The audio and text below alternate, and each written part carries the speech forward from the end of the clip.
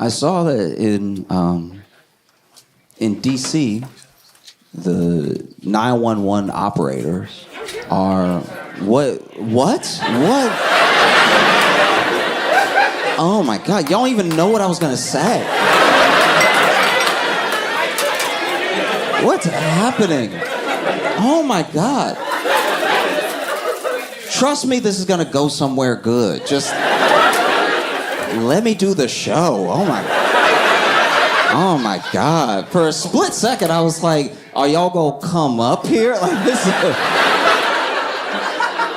feels like the last thing Chris Rock saw before it's just the 22 of you just, Wow, okay, all right.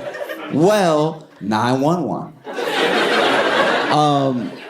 Or they're basically starting a program where 911 operators are going to get $800 if they go to all of their shifts, right? If they don't call out, if they don't miss a shift. And I didn't know that this was that much of a problem, right? Because when you think about it, 911 is a pretty hard job to call out of.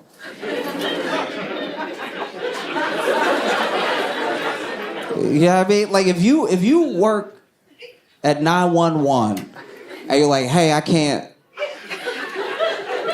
come in today, and they're like, why? And you're like, oh, it's an emergency. It's like,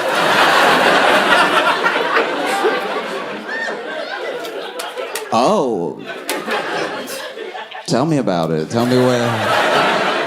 Nah, it's personal.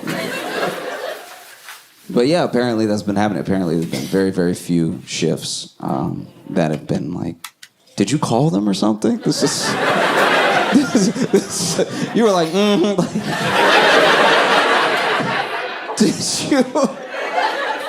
did something happen to you personally? Or? It's just a frustration I have with the city. Like, oh, okay. Oh, you just don't like it here. Like, you got a bigger thing. You got a bigger... If I call them, I'm gonna die. Yeah. But to be fair, when you call them, it's cause you're finna die. Like, it's... Got you.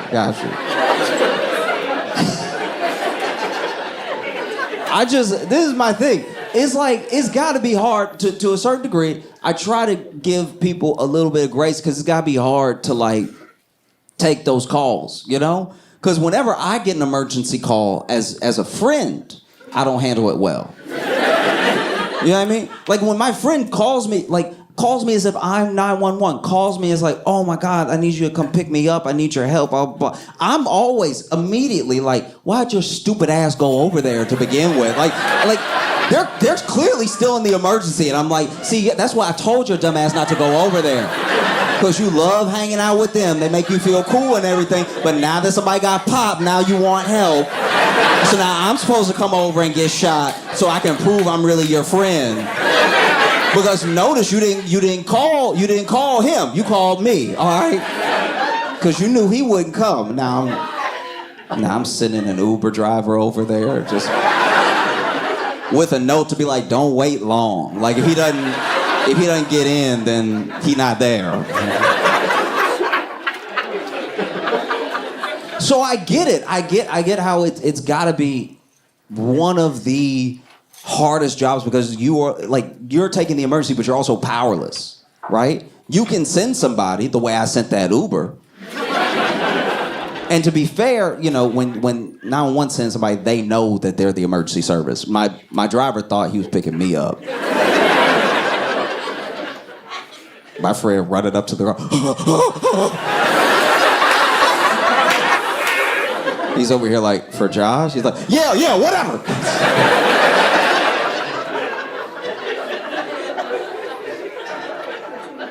You know? So it's like you're in a tough spot because you are genuinely powerless to what's happening. And you must hear just the worst stories. Just the worst things. You know what I mean? Nobody calls to chat. You know what I mean? Nobody calls 911 to be like, how's your day going? Does anybody ever ask you how you know what I mean? I will say that, okay, I'm digressing for a second, but it does make me mad. As much as we are surveilled, why when you call 911, they don't know it's you? Do you know what I mean? Like, I get so mad. Like, I've only had to call 911 a couple times in my whole life, and then they're like, 911, what's your emergency? Like, what? What are you talking about? What is my, who am I? And they're like, where are you? I called from a home phone. I called from a hard line. People don't even have those anymore. You don't know exactly where I am right now? It's like, no, we actually can't trace the call. Oh, okay. You want to come find? I'm going to kill the president. Can you find me now? Like, that's...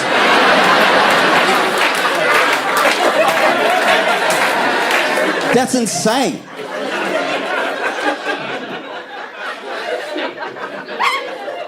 We can't tell where you are right now. We don't know. What? You know my whole browser history, and you don't know where I am. All right, whatever.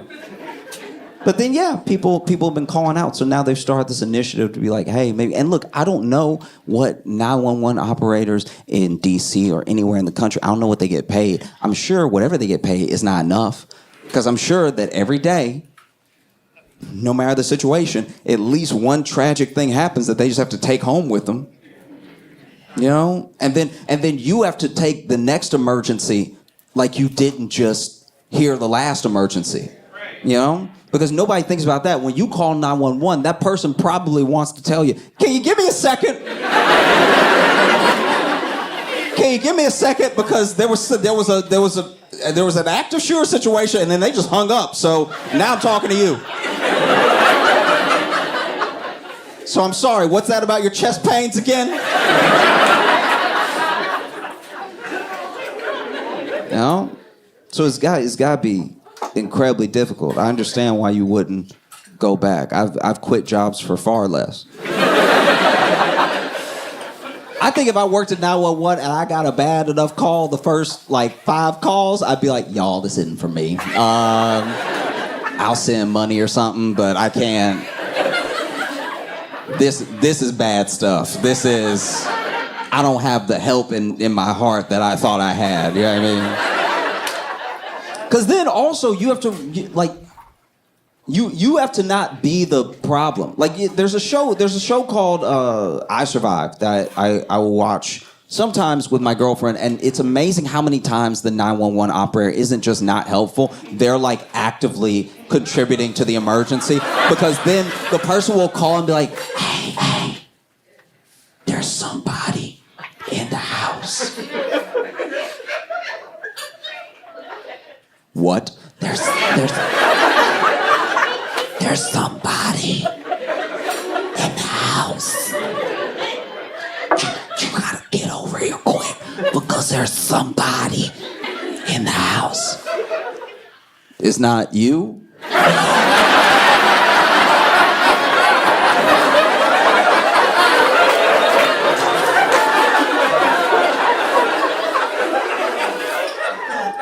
Somebody plus me.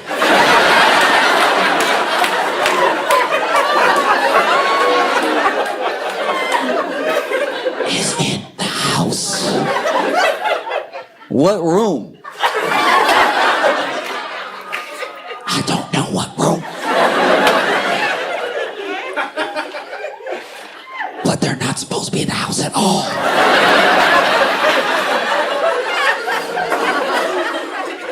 Speak up, I can't hear you.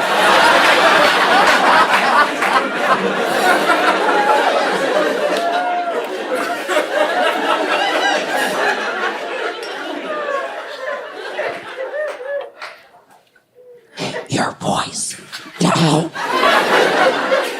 Look, don't get an attitude with me. You called me, all right?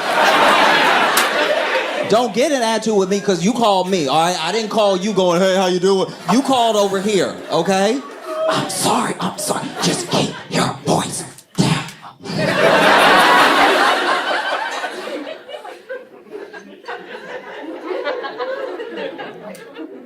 So it must be hard. It must be hard because you're trying to help and you could be hurt. Because then also you hear stories of people who were like, yeah, I called 911, but they couldn't hear me. So then they hung up. I'm like, how do you not have the good headphones? I'm talking about every 911 operator. I don't like that little thing that Halle Berry had in the movie with the little mic and the little earpiece, and it was only on one side. No wonder they can't hear anything. I want them to have the big old cover the ear, cover half the head headphones. You know, the ones that gamers have? You hear everything. When I play games, I can hear this kid's mom's footsteps in the hallway on the way to knock the controller out of his hand. Like, you can hear everything. They got them fighting. Not enough resources, not enough people. Because honestly, it's like, look, you know, we can criticize, but it's like, I really don't want to do it. You know, like, I think if people want to get it, like, really understand, I think everybody, I believe this for a lot of jobs, but I think that everybody should have to take 2 911 calls. Just because you would be like, all right, so I let both mine die. That's my bad. I didn't know how to handle it. I panicked. I just started crying while they were talking, so I didn't take in any information or anything. That's my bad. I won't criticize as much anymore. You know? $800 for all of your shifts. Just because you still get paid. And then an $800 bonus if you make it to all the shifts. I don't know. I think that maybe. Let's try it. Let's see. You know what I mean? I feel like, you know, I heard, okay, I did not know this person, but I heard a story one time from a friend when I lived in Chicago, who his cousin worked at 911, and then he called out, which I didn't even know they were allowed to do back then. I thought you had to, like, really go in every day, or they would give you a total. They'd be like, hey, listen, this is how bad the day was without you, so.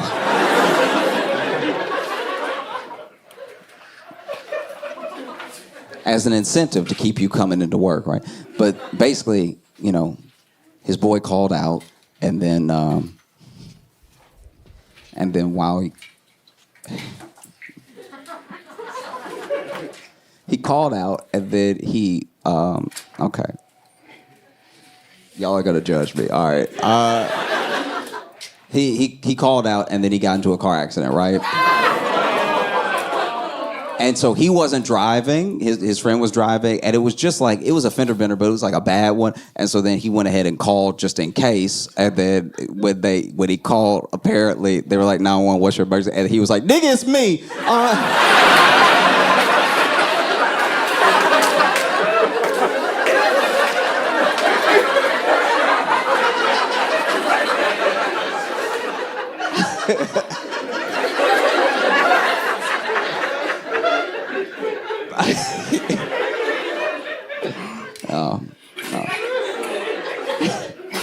Must be tough.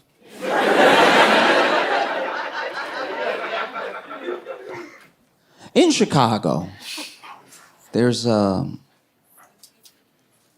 lunch lady that was arrested for stealing $1.5 million worth of chicken wings.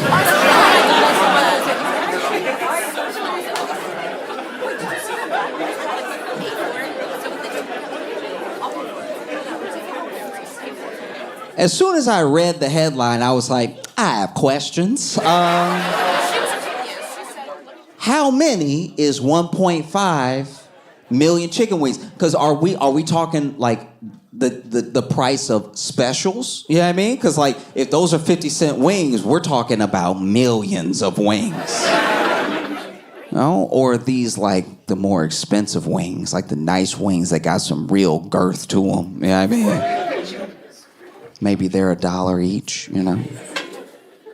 $1.5 million worth of chicken wings.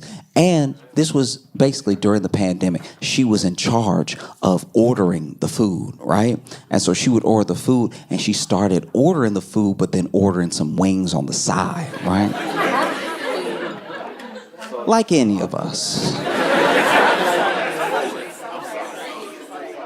And so she started a whole hustle with these wings, right? And she drove the cargo van, so it was the perfect crime. She's the one ordering the food, and then she's the one picking up the food. So she was ordering the cargo vans, she was using the cargo vans after ordering the food. So she was basically taking the billing, but she was keeping the meat. No one knows where the wings are.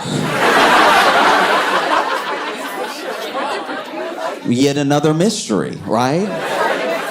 Because any number of things could have happened with these wings. And I want to be clear about something. The program that she's ordering the wings for is for kids who are doing remote learning but still receiving a school lunch, right? So some of those kids, there's a chance that some of those kids went hungry off of her scheme, right? Which is sad. It's terrible. And it made me wonder what made it worth it? Getting all these wings, right? Did she have a side business? Was she going up to like a wing stop? Like, hey. Hey. Anytime somebody's a criminal, they whisper in my mind, hey. You deal in wings, I deal in wings. I got some wings outside. Fell off a truck. You don't ask any questions. You make a little more money. And then Wingstop is like, no, we're not going to take your outdoor falling off of a truck wings. No, thank you. Nah, I'm good. And then she was like, okay, all right. I already have an offer at Buffalo Wild Wings. Because I'll tell you what, I have been to some wing places in my life where you eat the wings, you're like, this been on the floor. Like, this is not good. This is no reason they charged a quarter, all right? This is bad. So maybe she was flipping them. Maybe she was going over there with cases of wings to like local restaurants, being like, hey, just go ahead, serve it to the people. They're good wings, right? If you buy wings off of her, you gotta be watching your dining room floor that night like, nobody dying, I guess it was some good wings, okay. Really made a deal. And then I had a friend point out that perhaps, she was doing some sort of Robin Hood thing where she knows, because she's been working in the system for, about a decade, that a lot of food goes to waste. Maybe she was ordering food to give some food away, which is fine. I'd like to believe that little, like, chicken wing Robin Hood type angle. You know what I mean? Like an angle where she just is out on the corner, deep frying in real time, just like feeding the hungry. Get over here, burn your mouth on this, But even in that scenario, you had to take food from a kid who was already hungry. And one of the reasons they caught her is that when they were checking the budget, they saw that the district was $300,000 over budget. You gotta be more careful than that. Like she ordered all these wings, I guess in the period of like a few months, which is gonna be noticed, right? And one of the reasons they caught her is because the schools don't order chicken wings.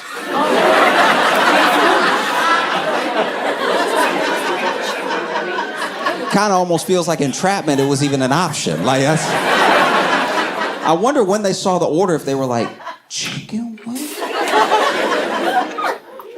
Okay, we'll do our best.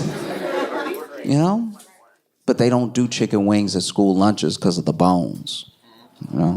Yeah, because you have dumb kids that'll eat them. Like,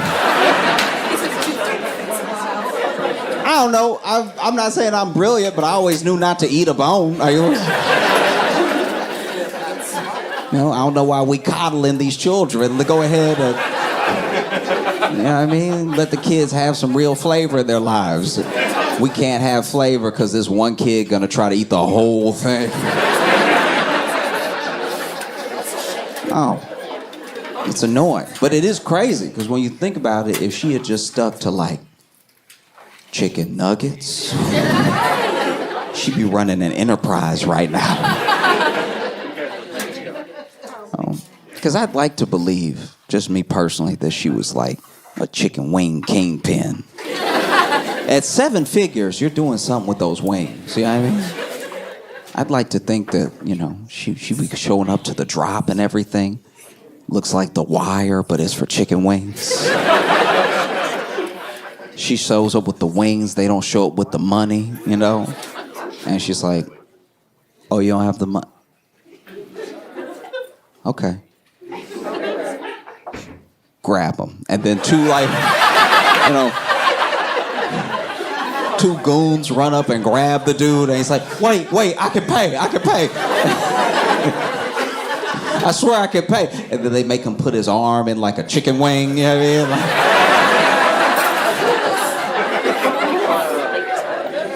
and then they put his arm on the hood of the car and he had a chicken wing. He's like, no, please, don't do it, please. And then one of the goons just stomping his elbow, like just something that really hurts. They send him away. He's like, oh. Don't forget the money next time.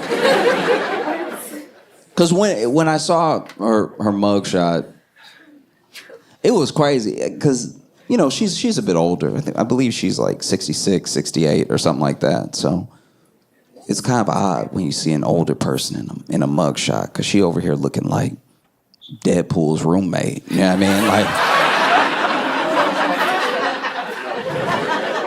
I was like, how you look like a lunch lady and guilty in the same picture?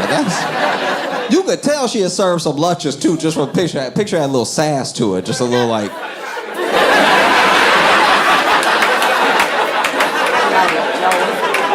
You can tell that's how she be looking at kids when they ask for extra pudding or something.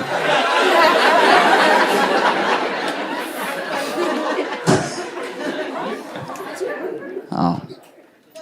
That's tough, though. They gave that woman 9 years. Oh, that's amazing. Right? 9 years. That feels disproportionate. You know what I mean? The state doesn't care that much about chicken wings. They don't even care about the kids that much. That's 9 years? Wow. People on Wall Street don't do a day. Like, that's 9 years. You know, I think that's too much. If it were up to me, I don't even know if I would have her really serve jail time. If it were up to me, it'd be probation, and she has to eat $1.5 million worth of chickens.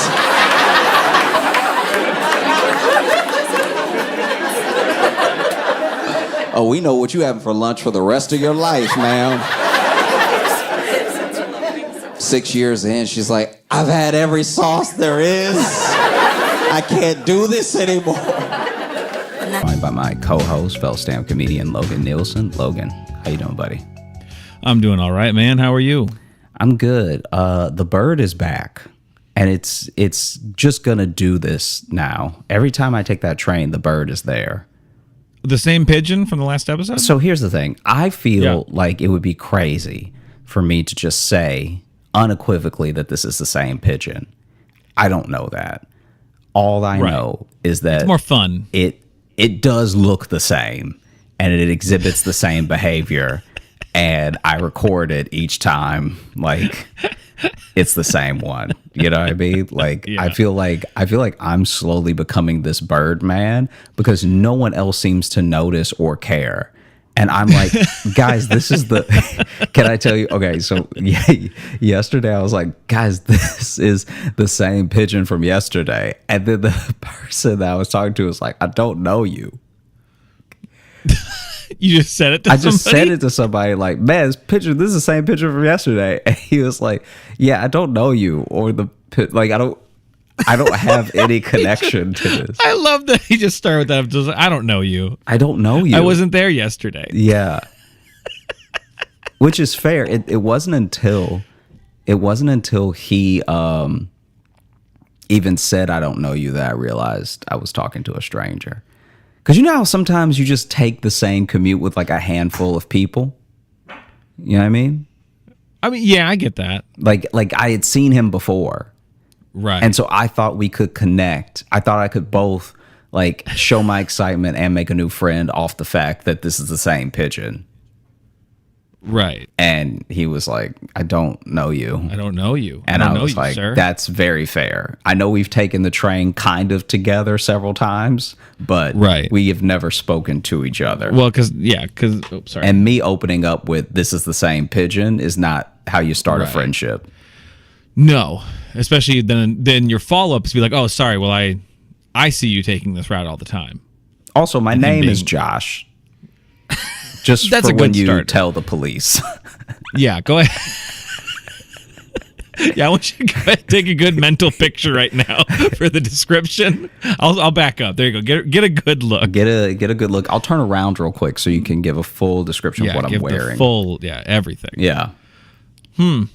Yeah. So my days have been seeing that pigeon again and again. Also going Right. to the Met. I went to the Met yesterday. Oh, And yeah. that was really cool. But it did remind me that I had been to the Met. I thought I had never been, and then I got to a couple of rooms and I was like, oh no. See, what's great too is I know you've been to the Met. Yeah. Because last year when Jess and I went, you and Sally talked about when you guys had gone to the Met. Yeah. So I know you've been there. You could have texted me. But I didn't even think, okay, here's the thing. So when I went to the Met the first time, I was Right. just like a kid in a candy store full of art. Like I didn't even have a plan. I was licking everything. I was just licking everything. I was touching all of it. I was asked to leave several times, had to sneak back in. So basically, as I'm walking around, the first time I remember much better now, I was just Yeah. enjoying being there and how big this place is. This is ridiculously huge. And so it is. It's like every I know. every I time was you having a turn thought a of corner, there's a huge, you're in a different huge building. And that is true, and it's kind of an easy place to get lost in too. But I just like the idea of you in the Met, which has one of the like best art collections in the country, and just you being like, "This room is so big," Yeah. like spinning in a circle. No, it was I've never seen a building so big. How? You were It's just outside. amazing. And so It's an amazing place. it wasn't until I got to some of the medieval, like Byzantine art, that I was like, wait, I've seen like, and it's because they keep the structure the same. So even if the art is Right. changing, they like there's that huge gate, that huge gate. Yeah. So that I was like, wait, I've seen that exact thing before. And then I turned into a room full Yeah. of art I had seen before, and I was like, wait, oh no, I've been here. Yeah. And luckily though, the first 2 hours that I was there, even though I had been there before, I saw a bunch of art I had never seen. Yeah. Yeah. No, it's a massive place. Yeah. They have so much stuff in there, because me and Jess, when we went last year, that was our big thing, is that it wasn't until because they were closing down, we were there like until like 5, and we went to their gift shop quick, and then we started seeing like the prints and stuff or whatever they have there, because usually it's like museums, here's what we have here, and they kind of sell merch based on it. It wasn't until we were going through that we realized, like, oh fuck, they have that here? They have that here? And we didn't get to any of it because we spent like a full hour just in the Egyptian section, because they have like old pieces of tombs and pyramids, which is fascinating. Mm-hmm. But we realized we got stuck in all that like old historical stuff. I mean, it's all historical, but like that really, really old, like actual structural stuff. We did that for so long, and then this time we made a goal. We're like, we are going to get to the paintings. We didn't see any of the Van Goghs. We missed. It's like the most famous thing they have there, and we missed all of it. We didn't even realize. So this time we went back. We stayed focused, and we got to that stuff, and we were literally like a hallway away from all the shit we wanted to see. That's we just funny. didn't go. We didn't go 3 extra feet. Yeah. To get to it. While I was there, and this is what's weird. Clearly, even though a lot of this stuff is priceless, clearly there's a level of care for some pieces more than others, because some pieces have an alarm and some of them do not. And so there was a kid who straight up licked the statue of the 3 Graces. Just imagine you're sitting there appreciating, like, ancient art, like the fact that there's someone who has carved into marble something that has stood the test of time, and you look down and there's just a third grader just running his tongue. Well, yeah. Remember when we were at the Philadelphia Museum of Art, and we just saw that kid who was like ready to climb into an ancient fountain. Yeah. He was like standing on part of it and just touching it. And his mom's level of alarm was nothing. She just went, Jeffrey, don't. Yeah. And I was like, no, he's climbing history. Grab him. Yeah. Yeah. His oily fingers are going to desecrate this ancient piece of art. Can I talk quick about the other thing I saw at the Philadelphia Museum of Art? Or rather heard. You remember this. I don't, but yeah. When we were there, I went into this little side room where like it went to like one of those kind of like recreation rooms. This is what this, whatever would look like. And I walk in and there's a security guard in there. Oh, and I see him he's off to the side with his phone. And I just walk into the room and he's clearly doing speech to text. Because he starts it and he goes, the dishes, and then he hears me behind him and he stops, but then continues, just goes, the dishes better be cleaned and put away when I get home. And he was clearly sending a threatening text to a family member. Yeah. But I love the thinking about not finishing saying it. But then he went ahead, because I was in there. I was right behind him. The only reason he decided didn't to finish the curse threat was because you were there.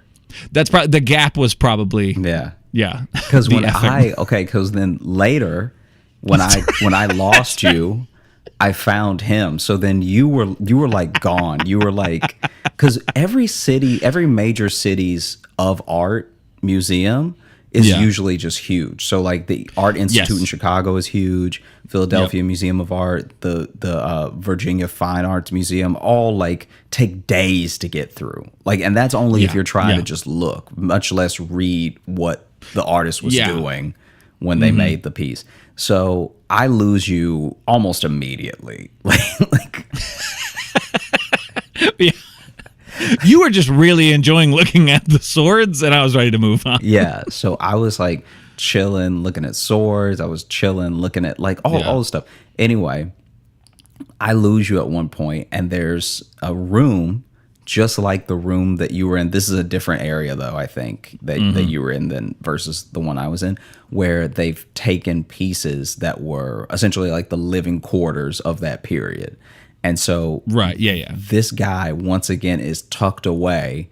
I guess he just thinks no one looks in this room, because you can only take 2 steps into the room and look around. You can't actually because then it's in just the a room. barrier, and then you're just looking at the still life, I guess, or whatever. But then he's tucked into the side. And so then when I don't even fully hear what he said. I have like many inferences to what he may have been saying, because it sounded like when I heard him, he had, once again, speech to text, phone close to his mouth, and he was like, "Don't make me break my foot off." And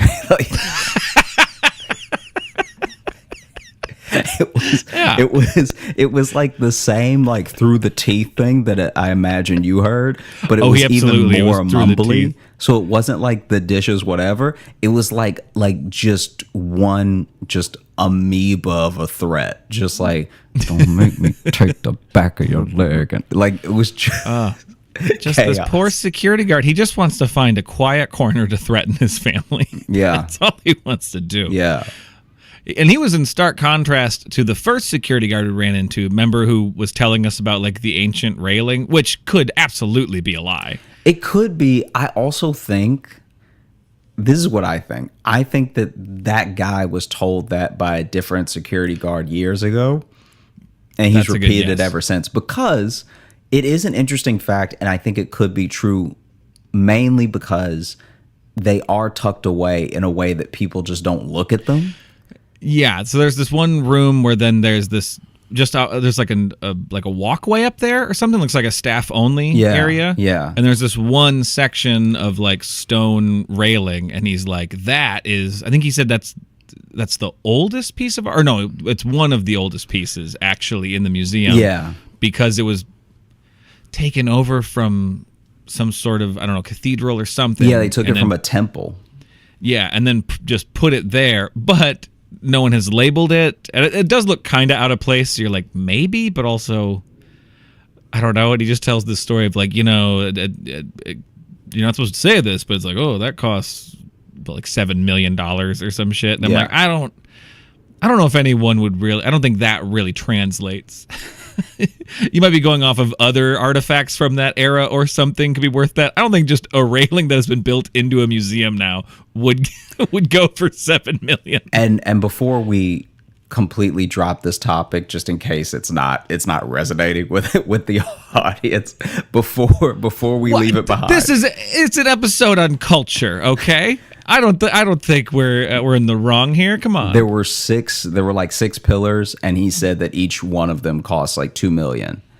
Oh, that's right. He was even more specific. Yeah. Oh, that's right, because it was the pillars, Yeah, right? it was the pillars. It wasn't the balcony. That's No, right, no. because there was like the balcony. Yeah, so there's 4 pillars. Yeah, and each of them were like $2 million. Yeah, and then Allegedly. So I bring up this whole thing because I'm even going to the Whitney on Friday.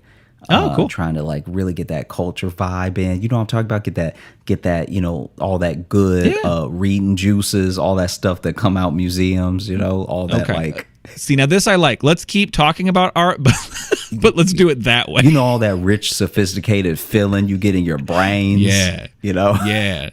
Yeah. Fancy ass pillars. So basically, when there's a museum of, I think it's contemporary. I'm trying to remember what it is. There's just this museum. I'll look it up right now. This is from my hometown as well, where it's like very small. Oh, from your whole town. Okay. Wait a second. There was also a museum we went to in Philadelphia. While he's looking that up, in Philadelphia, that was very nice. What was it? The what institute? I can't remember the guy's name. The Barnes Foundation. Mm-hmm. Barnes Foundation. The Barnes Foundation, which was great, had a great collection. That one was frustrating that nothing was labeled. Yeah, because that was just a guy's house. It was his private collection. So it was set up how it was always set up. Very cool museum, very worth going to. But they have this thing where you can scan the art to find out things about it, which we didn't really get to do because by the time I got there, Josh's phone was about dead, and it was draining mine quickly. And we were gonna have to Uber to a show that night, so we couldn't really really get some good learning in. But we looked at everything. We looked the hell out of it. This does bother me that so my hometown's museum is the Alexandria Museum of Art, and their website this is chaos. Their website is themuseum.org. Whoa, they got it early, huh? They got it so early. And I can't imagine it's full of the museum. I can't imagine it's full of stuff. God, it'd be great if you went there and it was like a still under construction, like clip art from like 2001. Because let's see. I mean, there can't be much in here because the price for adults is $5, which is accessible. I appreciate that, but that's good. Hell, with the art museum I think we have in our town, I think is free. I think it's a give what you want situation. Anyway, so what we have. Why is the font like this? I don't know. Anyway, I can't see what you're looking at. I was trying to navigate what's there right now to see if this was a piece that's always been there. Anyway, there's a story that I heard about a kid on a field trip from a middle school that tripped. And this happens in some museums. Like I'll tell you about the other one in a minute. But he apparently tripped and his head went like into a painting. So he fully tore it with his forehead. And that's where you're really glad you aren't in the most cultured of cities. Because if that had happened in Philly, it'd be your family paying that off for the rest of all of your lives. Yeah, The you all fact work there now. That it was in Alexandria means that like Y'all owe us. Someone's got a copy. Yeah. Y'all owe us one more printout. Well, didn't your mom almost destroy a Picasso? I know we talked about it on the show, but wasn't that what Yeah. almost was? Yeah, But that one was on like an easel in a gallery Yeah, for true. sale. It's True. like, why is this not protected? This is Yeah. And even a Picasso, too, that's more contemporary. That's not going to be the same as like a Da Vinci. you know? yeah. Those are different levels And then of your life being ruined. did you see the kid? I can't remember where this happened, but there was a kid who tripped. First of all, he already had a soda in his hand, so it's like already whoever's supposed to be watching him needs to be in a museum, jail. you're not allowed to go near the art with drinks. I didn't think. So he already has a soda in one hand, and then he slips like off of nothing, like slips in the way that only a 14-year-old's legs can slip. You know, like when you're like a teenager, your early teens, and your body is just dumb. Mm-hmm. Like it's just so stupid. Like somehow it can't figure out gravity. It made me mad. For me, it wasn't quite when I was a teenager. It was a little younger than that. I don't know, but this kid was like 13, 14. That's why I say it.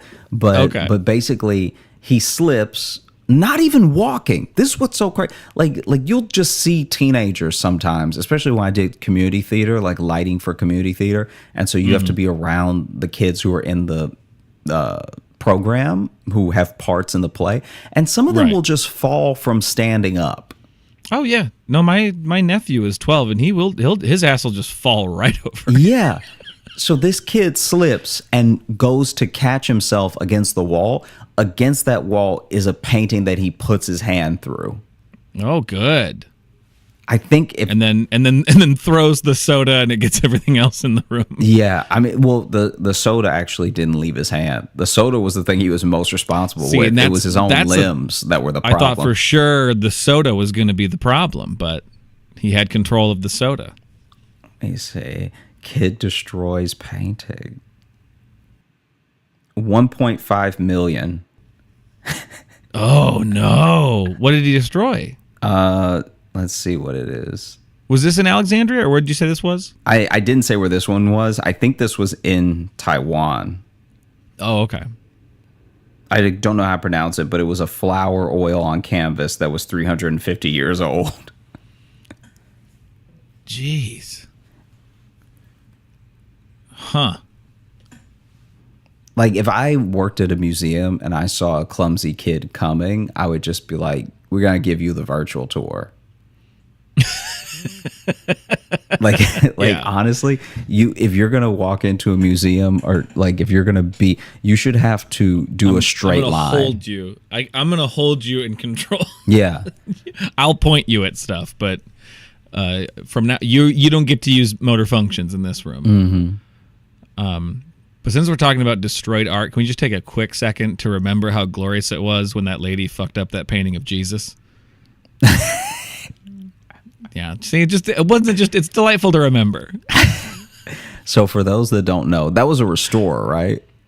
She was okay. supposed to be restored. So for those that don't know, when you are going to a museum, especially if it's a museum with like truly priceless works from like antiquity, you will usually see some restoration. And if you've got a real eye for it, you can pick out what's been restored and what hasn't. Mm-hmm. Most things from like BC should be very faded. If they're not faded, then there's been some heavy restoration in them.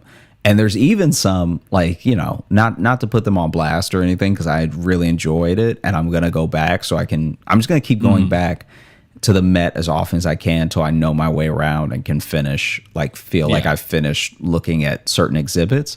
But in the Greek, so you were on the Egyptian side. On the other side of the museum on the first floor is the Greek and Roman sections. And in those sections, there are a couple of Greek pots that look like downright cartoonish in the way they've been restored. Like, some of them look good, and some of them they've traced well, but you can tell where it was just so faded that they couldn't trace, that they just made up a face. Yeah. Because there was one that, okay, so, and this will only work if you see the video of the podcast, which is on YouTube, by the way. Hey. So there was one of them where it's a pot that has aspects of the Trojan War in it. So you see Ajax, you see Achilles, you see all these people. And then there's a random person, which maybe this person had no historical significance or no significance to the Iliad. So maybe it was just supposed to be an extra soldier. But it's like Achilles looking fierce. It's Ajax looking like inquisitive. It's like, you know, I don't know if they were in battle with Hector or not. But then there's just this one character off to the side that's getting stabbed. And the face they're making is just like,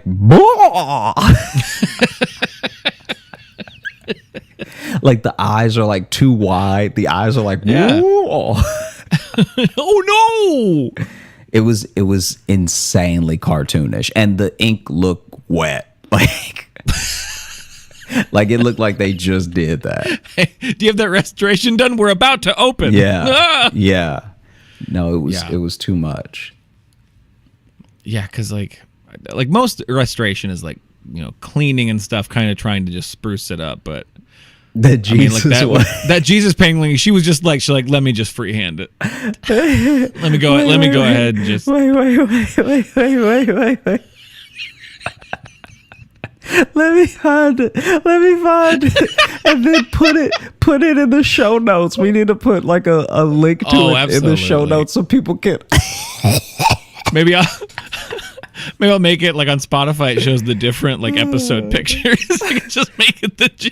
Can I tell you that when you type in Jesus,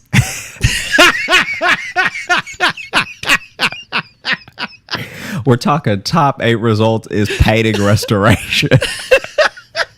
It was beautiful. Okay, all right. So that's a piece of art that I want to buy. Like that's an interesting thing. Like. I'm not really a religious arts guy, but I would hang that on my wall in a second. Okay.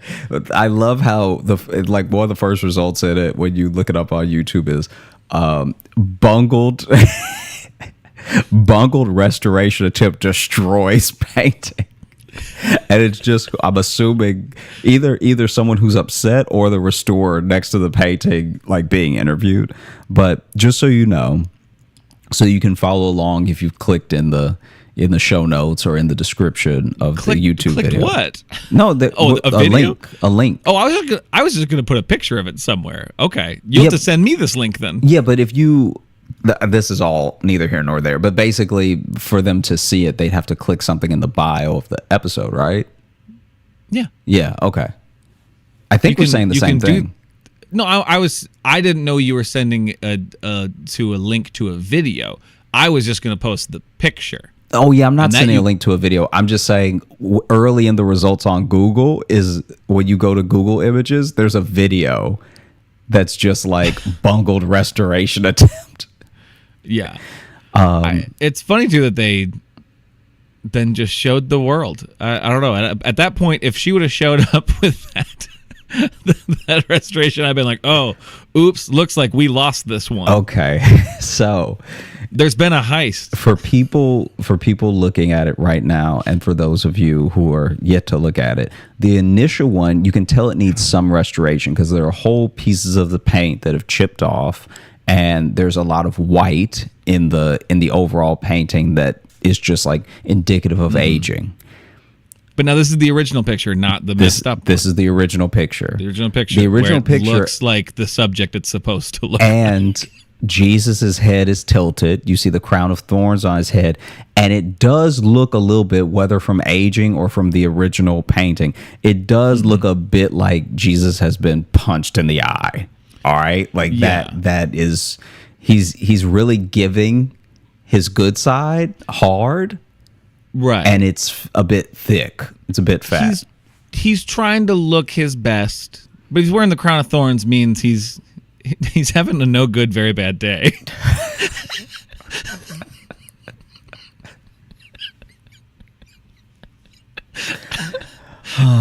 Jesus Christ, no good, very bad day. This is not the day to get a selfie, you know, like this is but he's trying to give his good side. All right, he's turning the other cheek because that's the one they have not punched yet, so he's trying to just get a good picture of it. The restoration can only be described to me as Elmo in blackface.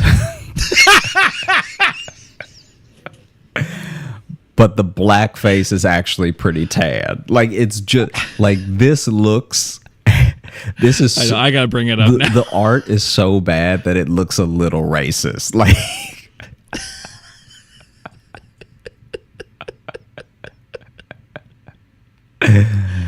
Yeah.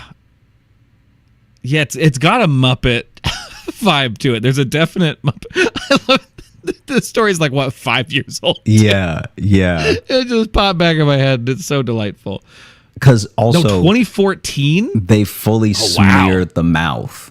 So the mouth is so smeared now that it looks like Jesus doesn't have a mouth. They moved the beard to way under the chin. So the beard that Jesus did have is no longer in the right place.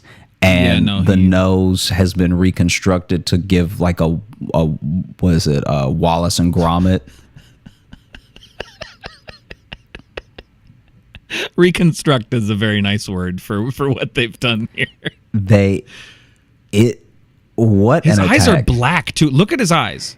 And also, and they made like the pupils white. Whoever did this is an atheist. Like, who? I was gonna say they're either drunk or were trying to make a statement. Yeah, or both. The only way this could be more disrespectful is if they wrote on the actual painting, "Is this your king?" Like,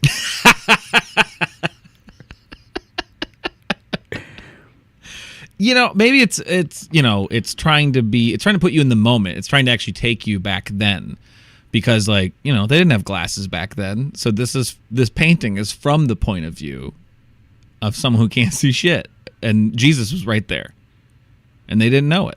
Not a lot of people do. Perspective. We don't think about that a lot in religious art. Like,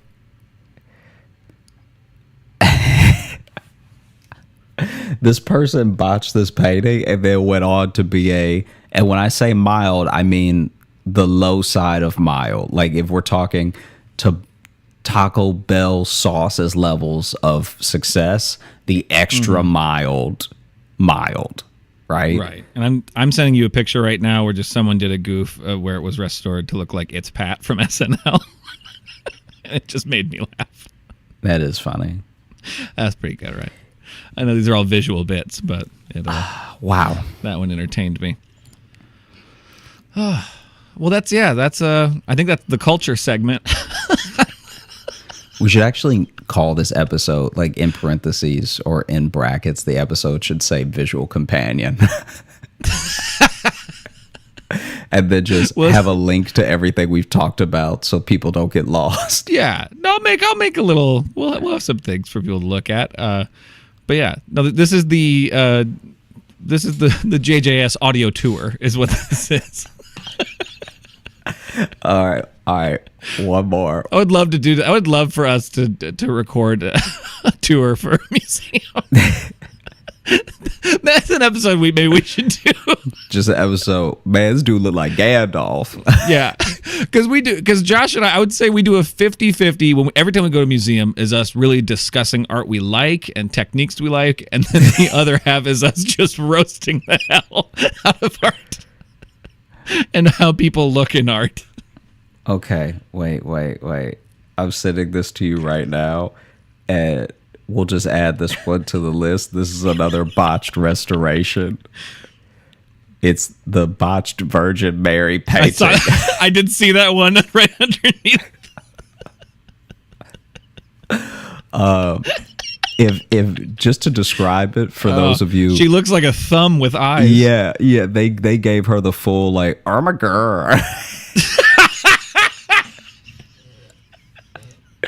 Ermagerd the Virgin Mary.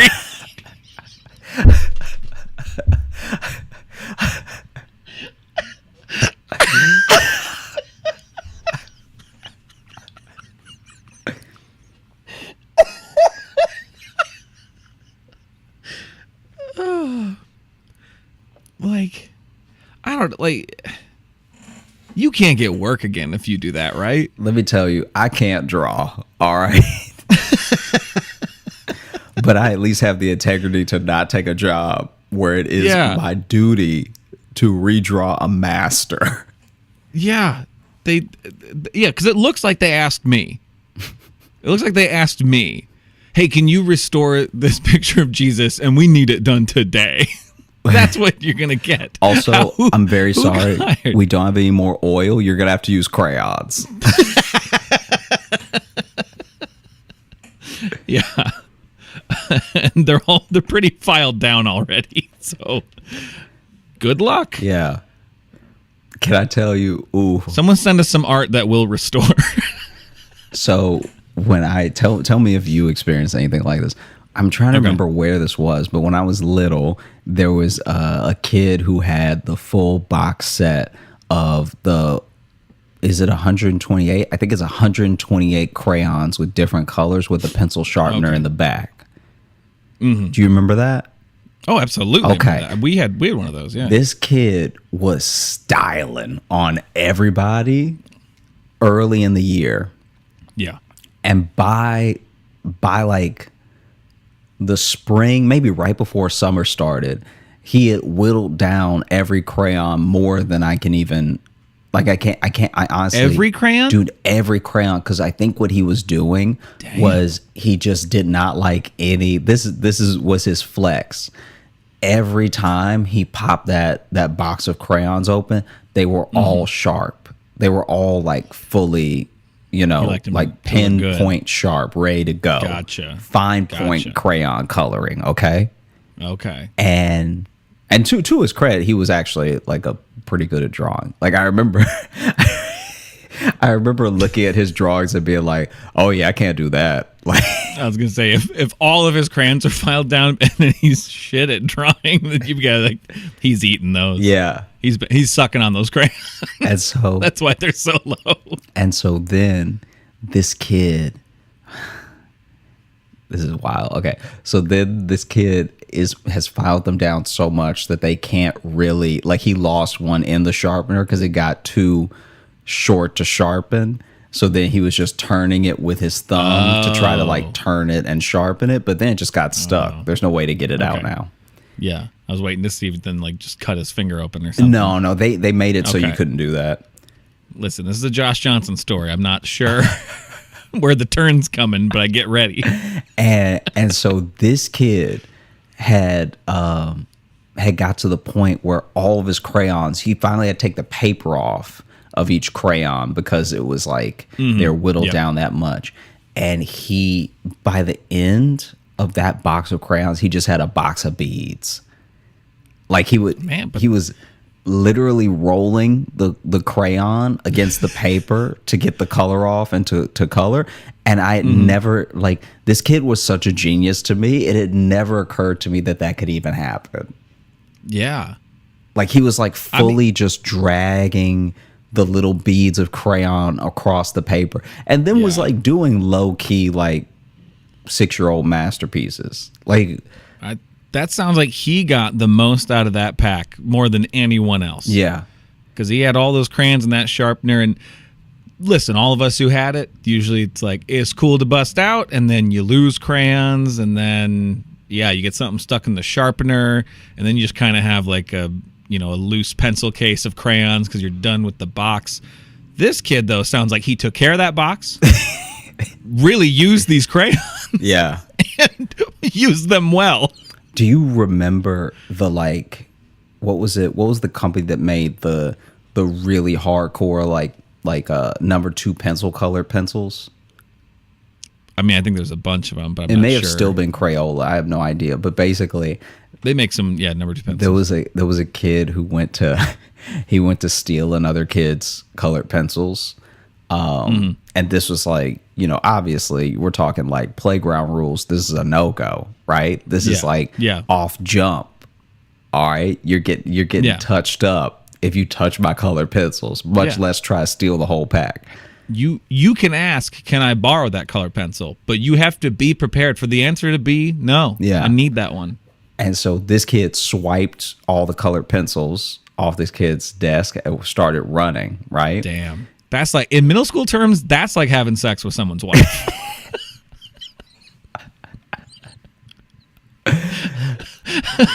You've created a situation here. And so then, kid takes off after the other kid, and we're already not the most coordinated because we're all young.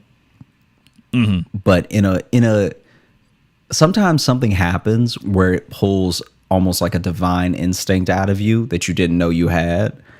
And this kid, because he can't catch up to the kid that stole his colored pencils, he gets just close enough to him that he makes a big bet, and he just fully swipes one leg. Like, just like catches up to him enough to trip him. Swipes one leg. The kid who's got like the colored pencils, I'm trying to remember how he was holding them, had the colored pencils. Like, either, I can't remember if they were against his chest or all in his hands, but either way, he's holding them kind of like this, and he trips and lands on all like this. Of them. He means has them like in his hands over his chest for the listeners. Falls on them and double staked his chest. Completely just like really impales a couple pencils. See, I knew someone was going to get impaled soon. That's why I felt it with the crayon story. I felt it coming. I felt the chaos building.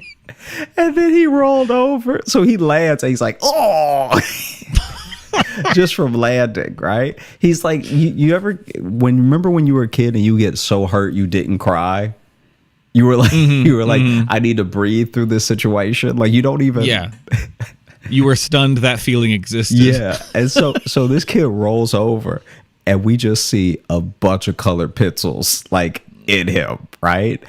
Oh God. And not like deep, like he's not gonna die or anything, but just like really they stuck. They were sharp. And so then made me tighten up a he little bit. rolls over and the kid who was chasing him turns around and was like, you could keep him. Just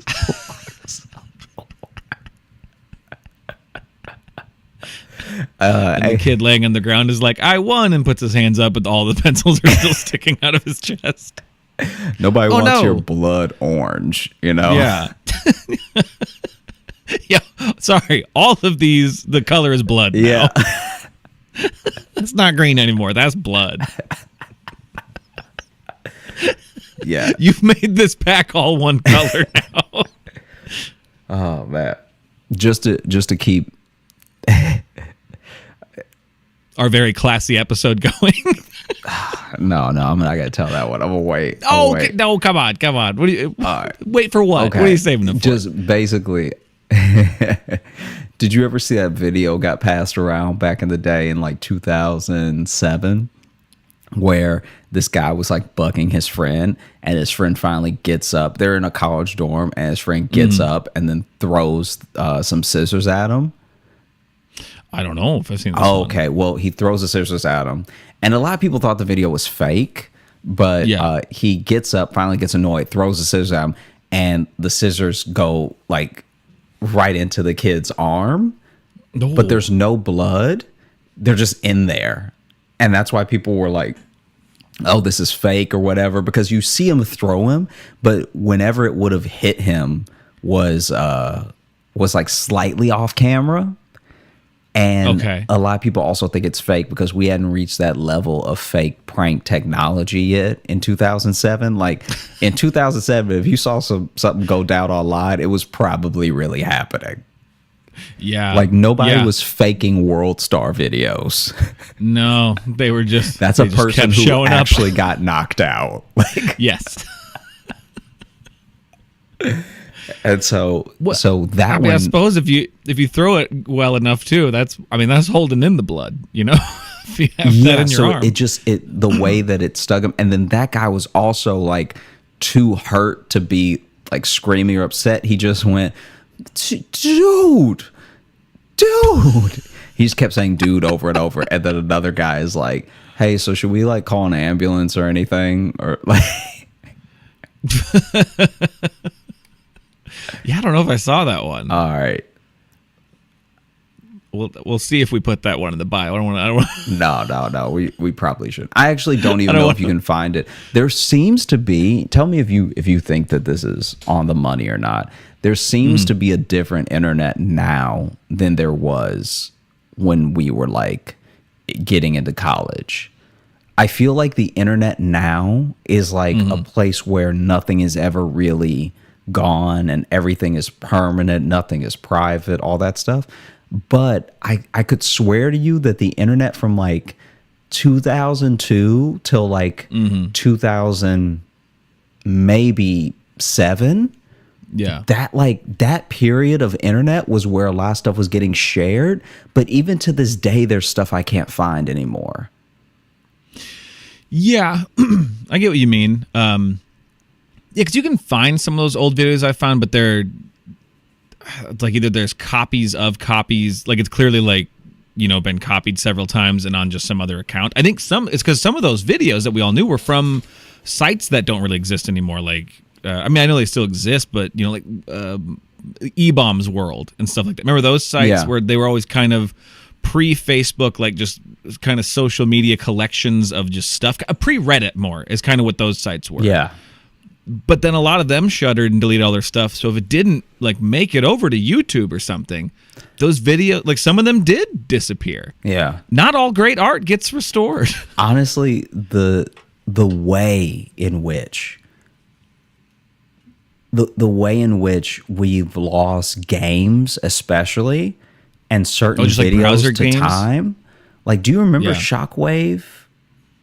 That sounds familiar. So Shockwave Player is I don't even know if they're affiliated, but like on old PCs that only ran Internet Explorer, the basically their version of I guess Adobe. Somebody can correct me in the comments or in an email if I'm wrong, but basically Shockwave was like one of the video players that you had to keep restoring. I remember Shockwave. Then Shockwave.com was this site where it was mostly games, like it was Shockwave Games, but then it also had like forums and stuff like that back when chat rooms were big and stuff. And Shockwave Games had some of the best games. Like when I tell you Shockwave Games and Cartoon Network's original site, like we're talking about even before Toonami. Yo, the Cartoon Network site had games. They had Dragon Ball Z games. They had Bug Juice. No, Disney. Sorry. Disney actually had a website that had a bunch of games on it. This is back when all the networks had their own website with like games based off of their shows. But they were like fleshed out games too. Fully fleshed out thing. Like, they were like they weren't just because now if you see a sponsored game or a crossover thing, it's usually just like an app game and it's the same shit over and over again. Yeah, it's like a match 3 like whatever. Match 3 or a Candy Crush ripoff or something like that. It's just something that's rushed. But like they used to make fully fleshed out games. I remember a Cartoon Network game that literally took a couple hours to beat, and it was like a puzzle solving where you like went to different islands and traded things to other characters, and it took a while to beat it. And I'm like, that was a full game. Let's talk about a game that I never beat. Samurai Jack on Cartoon Network. They had you as a young Samurai Jack fight everyone he had to fight to become Samurai Jack. Yeah. And I was always getting caught up early because I'm not that great at video games. I was getting caught early on the African guy with the sticks. I don't know Samurai Jack that well. So okay. I'll take your word for it. It's a beautiful show. We should watch it sometime. I like the guy who made it. Yeah, I've never watched it, but he did another show called Primal. Wait, you've never watched it? I've seen like parts of episodes. No, I've never watched Samurai Jack. Okay, all right. All right, get ready for our Samurai Jack watch podcast. Yeah. I feel like Samurai Josh. Also for the listener, and this is completely serious because I think that this could be a cool thing. For the listener, please write in and let us know what you think or how you would feel about any sort of companion content. Like if we did do like a visual, like audio companion to a bunch of images or like something like that, because that could be a good, fun new thing that we try. I don't fully know what he means. So yeah, I guess let us imagine. Okay, so for instance, right? Yeah. You could do the entire image collection of an artist's work or something. You know what I mean? Yeah. So then in the show notes, we're just, this image is like, you know, time stamped, like this, we talk about this one first, this one second, whatever. And then I think that there could be something fun about, like, let's say we were to watch Rise of the Young Wolf. Is that a Samurai Jack episode? Ouch. What is that? That is the air hockey documentary that we watched together. I forgot about that. Yeah. I mean, I think what you're describing is a reaction video. Kind of like a reaction video, but yeah, in pieces. I think that's what. Yeah, I think it's what you're describing is just a more well edited kind of reaction video. But we could release just a commentary for it. The special the commentary. Go watch Rise of the Young Wolf, and here's our commentary track for it. Oh no! I like that. Oh, there's a fly. Yeah, this one's all over the place. Because first it was art, then Flash games. Then I think we just had a work meeting for a second there. No, that's my bad. Well, I didn't know. I didn't know if it would translate into something worth asking people. But ending the whole thought on reaction video means probably not.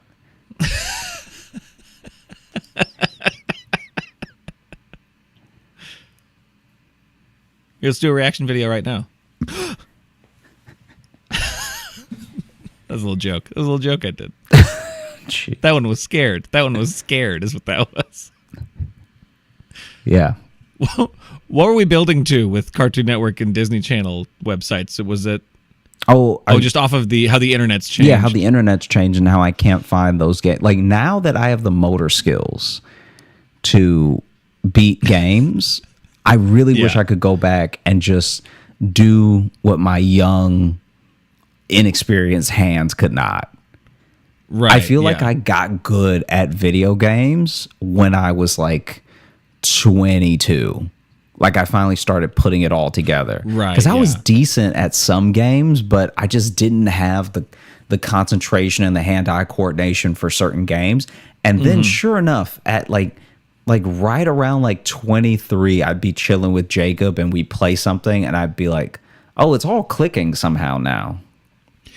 You know, but that's deceiving, though, because I feel like I've had it both ways with old games where you go back and then you can just beat it, actually. And I'm kind of like, oh, this is the game I had so much trouble with. But then there are still some old games and I'm like, this is stupid hard. Yeah. It's still really hard. That's how I feel about Tapper. When I watch you play Tapper. Yeah. Wait, arcade games, though, were designed to be hard because they wanted you to just keep putting coins in. So certain arcade games get to a point where you truly just can't win, but they just want you to keep feeding money. It's to make you feel good enough, but I'm pretty good at Tapper too. Just putting that out there. Just wanted to end on the important point, which is that I'm pretty good at Tapper.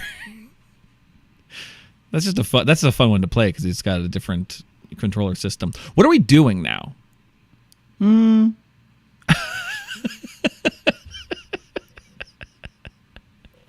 This is our most tangent-y one, but I think it's because this is the most less pressed for time we've been in a while. Yeah. To fit an episode in. Yeah, this is what happens when we actually have all day to chat. Yeah. Anything else on art, or should I get the mailbag?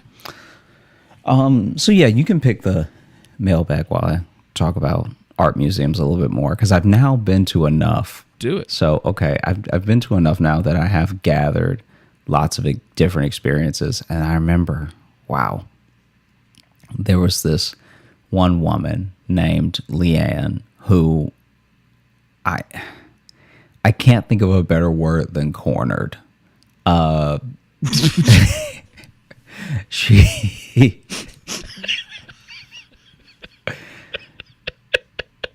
She truly and fundamentally cornered me in the abstract expression section of the museum, and was just telling me about her day.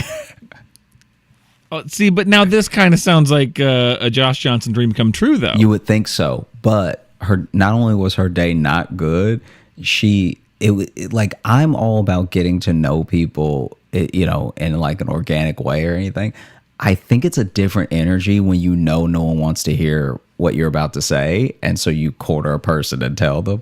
Because I was like, oh, okay, like she was telling me about how she had to go to court and like all this stuff, and I was like, oh no, well, I hope that works out, and best of luck in your claim. I in my head I'm like, I got nothing for you. Like I don't fully understand, because she was also trying to explain. Good luck with your claim. Well, she was trying to explain to me what she was trying to sue for, and I get that. I also didn't get it.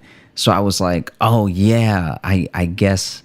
But this isn't checking in with a person to get advice. It's also not a time where you're like, I need to air this out to a person for feedback. This is just like, oh man, all right, this guy's by himself. And and so then, which I really respect this about her, because this is where it becomes your nightmare. So I'm like, oh, well, I hope that everything goes well. And, I even think I said it was great talking to you. And I start to move. And she just follows me. Like, she just follows me and keeps talking. And I didn't think it was an option. Like, I didn't think... You thought surely she won't come with me. Because usually when there's someone that's the security of the museum that's like, oh, don't touch the painting or whatever, they're usually confined to an area. Right, yeah. But she is leaving her post. Yeah. Like, yeah. Or like that guy at the Barnes Foundation, remember, who was like running laps? Yeah. I don't know. Some security guards are free range. That guy so clearly wanted someone to be arrestable. Like, he was just...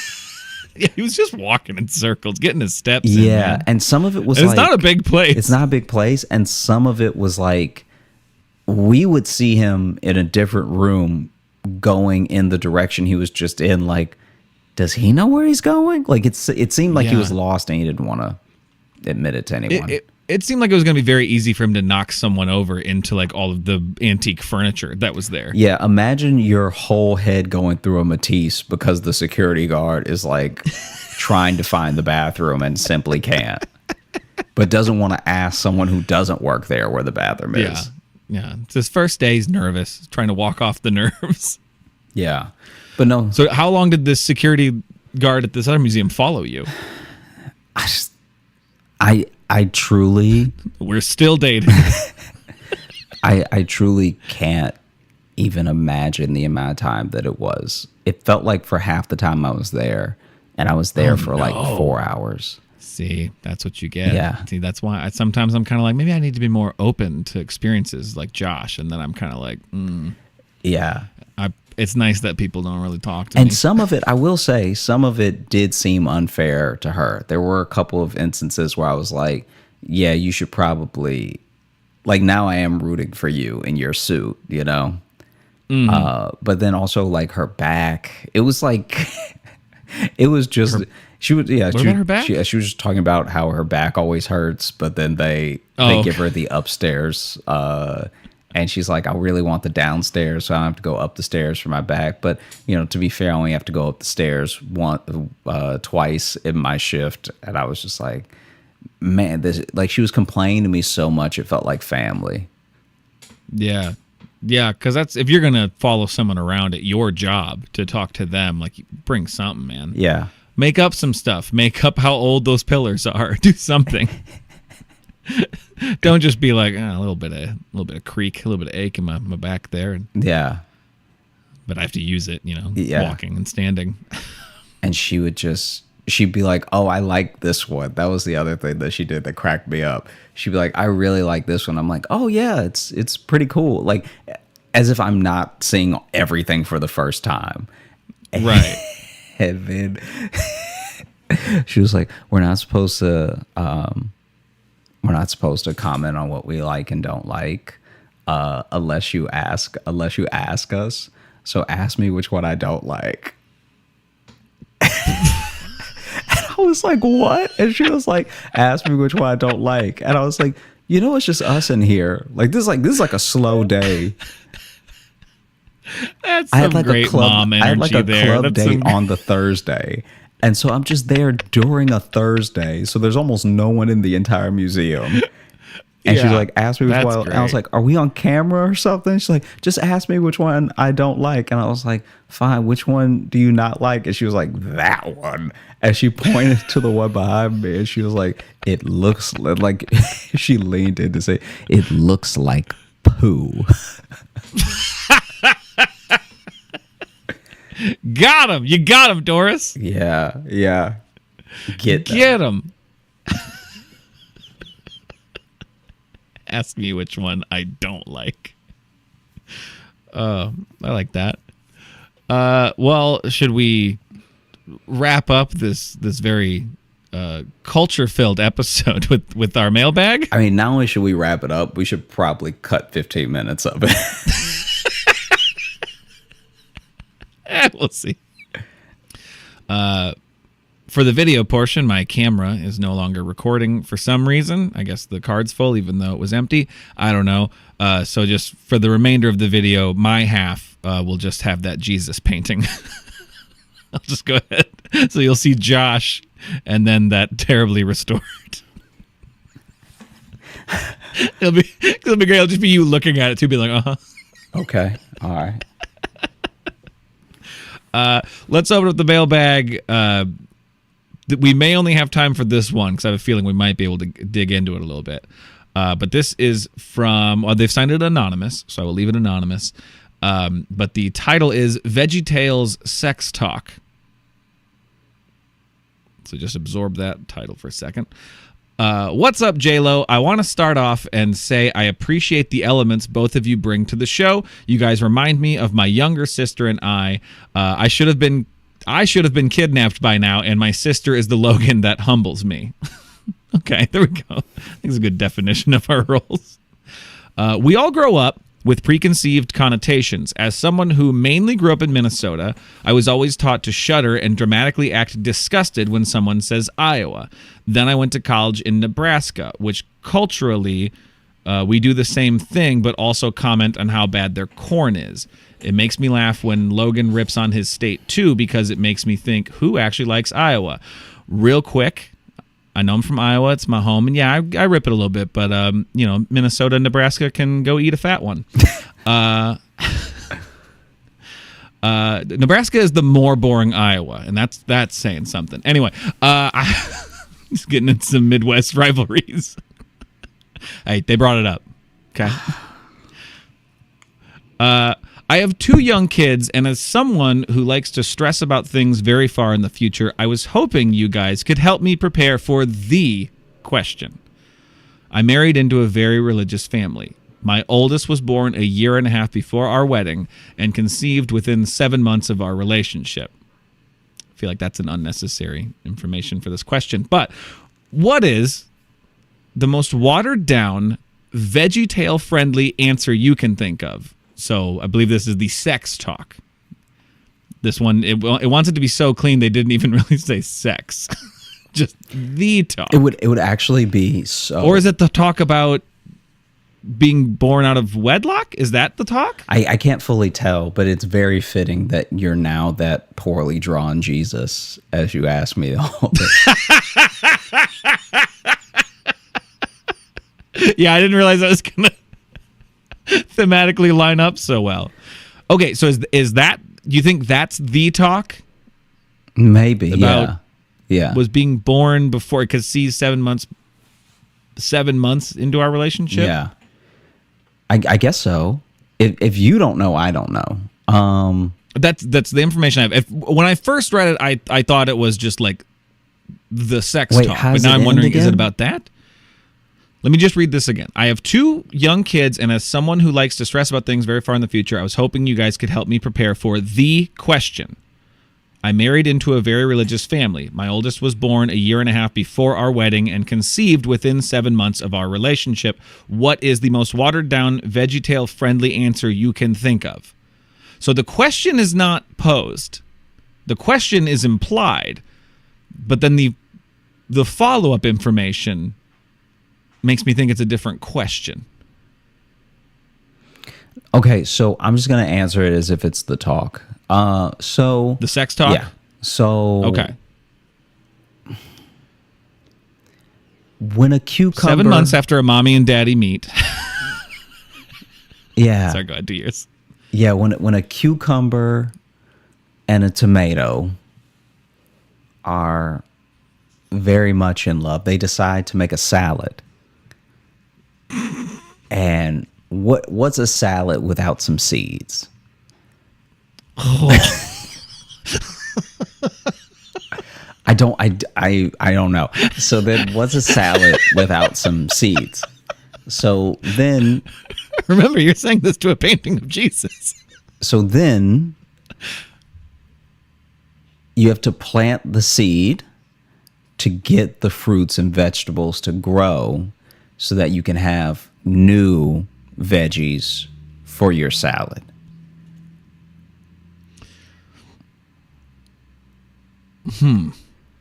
I feel like that's pretty good because even VeggieTales doesn't cover it.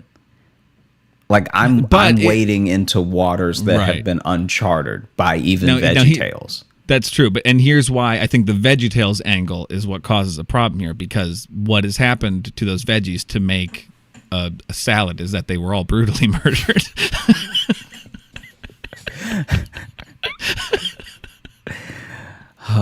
You got to chop them up, so that's sending a mixed signal already. Yeah. Now we've just created a confusing bedtime story to scare children. You know what? Yeah, that's my bad. No. I think that was a good. No, actually, honestly, I've never heard the salad metaphor, and I think it actually kind of works. Seed's got a double connotation that I don't love, but sometimes you just want some seed. No, I like that. That's better than, honestly, that's better than most sex talks, I think, what you just did. Because there was no bim bims and woo woos and whatever else that people try to use to replace body parts. I think you actually did. I thought we were going to need to really work this out. I think you nailed it in one. That's very kind.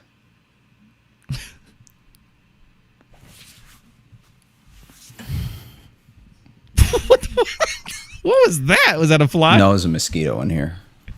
Oh, okay. Oh, your body language got so weird there. So, we'll go ahead and yeah. Thanks so much for listening to the Josh Johnson Show. We had a great time recording. I hope you had a great time listening. If you are looking to catch up with us on any of the socials, you can find me at Josh Johnson Comedy on Instagram, Josh Johnson on Twitter, Josh J Comedy on Facebook, and Josh Johnson Comedy on TikTok and YouTube, where we post clips of the show. And if you're looking for Logan, you can follow me on Instagram at Logan M. Nielsen. And if you want to get into the mailbag to ask us perplexing questions, vegetable-themed questions, you can email us, joshjohnsonshow@gmail.com. And if you want some of our bonus art, I'll call it, go on over to our Patreon. That's patreon.com/Josh Johnson Show, where we have bonus podcasts and some video stuff and access to live shows and old live show replays. And speaking of live shows, Josh and I will be performing together next week in Phoenix, Arizona, September 15th and 16th. So if you look down in the episode bio, you'll see tickets there, or a ticket link there, along with the links to whatever confusing visual aids we are also putting with this episode. This is new territory for us. This is untreaded water for us. Yeah, and we hope you like it. I like it. Or uncharted water. Untreaded. You don't tread water. I guess, can you? Yeah, but you shouldn't be. Yes, but it's frowned upon. Yeah. Charter the water. Charter it. It's probably smarter to charter it.